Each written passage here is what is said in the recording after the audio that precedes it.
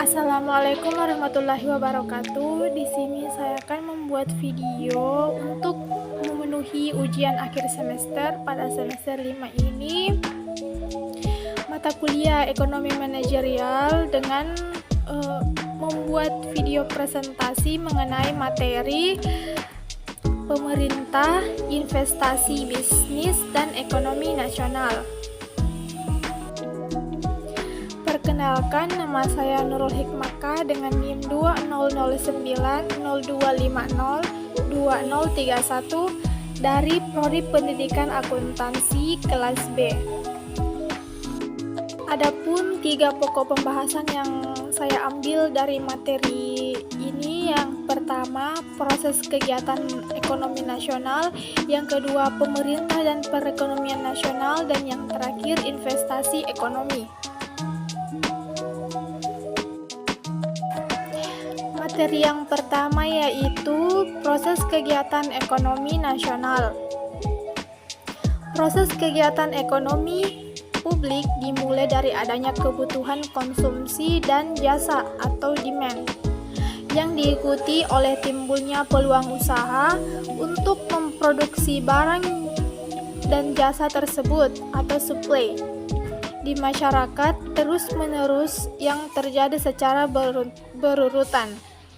Proses kegiatan tersebut berlangsung melalui berbagai fungsi atau produsen dan konsumen pasar, dan kelembagaan atau pemerintah dan lembaga pengaturan yang terlibat, yang saling berkaitan satu sama lain. Secara sederhana, urutan dan arus kegiatan tersebut dapat diuraikan sebagai berikut. Ada 3 urutan dan arus kegiatan, yaitu yang pertama, kegiatan produksi yang menghasilkan nilai barang dan jasa, yang dinilai atau volumenya diukur dengan nilai tambah atau value added, dipicu dan digerakkan oleh adanya kebutuhan dan keinginan konsumsi.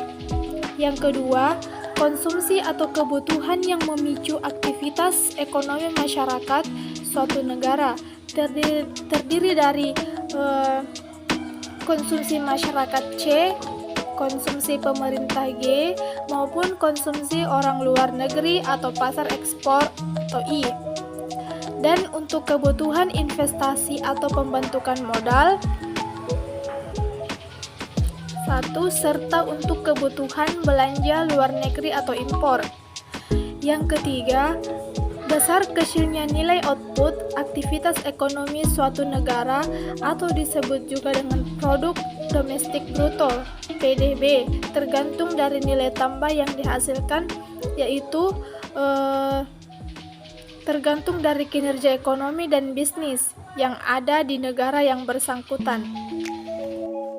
Materi yang kedua yaitu pemerintah dan perekonomian nasional di era otonomi dan globalisasi atau otoglobal, di mana otonomi dan globalisasi ekonomi yang berjalan secara serempak. Pemerintah baik pusat maupun daerah dituntut untuk lebih proaktif dan kreatif dalam membangun daerahnya masing-masing secara optimal. Dalam dunia nyata selalu saja ada disparitas atau kesenjangan potensi ekonomi antar daerah atau antar negara, sehingga ada daerah yang lebih maju dari daerah yang kurang maju perekonomiannya. Bila keadaan ini dibiarkan berjalan sendiri atau tanpa adanya koordinasi dan kebijakan yang jelas dari pemerintah baik pusat maupun daerah, maka biasanya ekonomi daerah atau negara yang lebih maju akan mengeksploitir ekonomi daerah atau negara yang kurang maju, sehingga daerah yang kurang maju tersebut makin tidak berdaya untuk berkembang. Beberapa fakta berkaitan dengan hal-hal di atas, antara lain dapat 3 fakta. Yang pertama, modal atau dana cenderung mengalir dari daerah yang kurang maju ke daerah yang lebih maju ekonominya. Hal ini mengakibatkan daerah yang kurang maju penyediaan modalnya makin menipis dan sulit. dan pada gilirannya hal ini menyebabkan daerah yang kurang maju cenderung menjadi lebih terbelakang. Yang kedua, tenaga kerja produktif cenderung pindah dari daerah yang kurang maju ke daerah yang lebih maju. Hal ini tentunya menyebabkan jurang yang makin lebar antara daerah kaya dan daerah miskin. Yang ketiga, dalam transaksi perdagangan antar daerah biasanya daerah yang lebih maju cenderung mendikte daerah yang kurang maju dan seterusnya.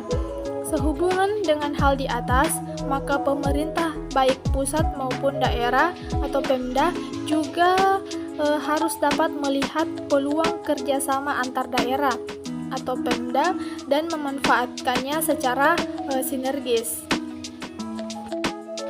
Seperti tersirat pada uraian di muka, kegiatan perekonomian dilakukan untuk memenuhi berbagai kebutuhan atau needs dan kegiatan dan keinginan atau wants, baik individu, kelompok maupun negara. Dengan demikian, maka pemerintah sebagai penyelenggara negara harus berperan aktif dalam menata perekonomian nasional bangsanya guna memenuhi kebutuhan dan keinginan masyarakat dalam rangka meningkatkan kesejahteraan. Ada beberapa peningkatan kesejahteraan. Yang pertama, peran pemerintah dalam perekonomian nasional.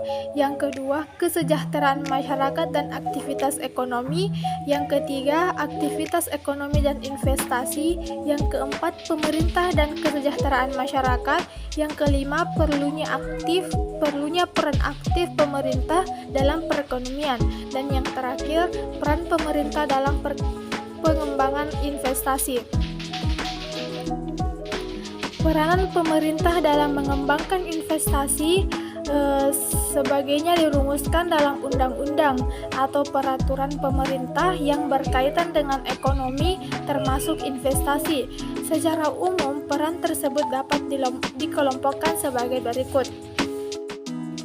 Yang pertama yaitu peran pengatur.